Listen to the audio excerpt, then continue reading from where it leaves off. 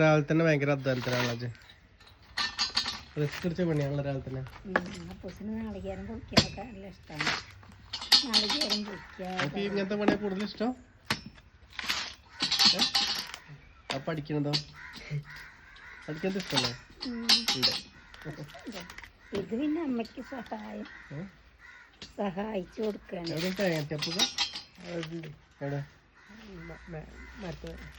മരത്തപ്പല തേങ്ങ തെങ്ങുമല